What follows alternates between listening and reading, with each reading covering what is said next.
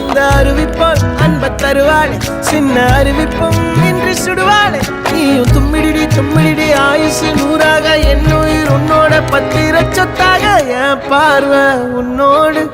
உன் பொம்மை கண்ணோடு பேசாமல் விண்ணோடு நாம் மிதந்து போவோம் காதாரா அடியாளோ நான் தாங்க மாறோடு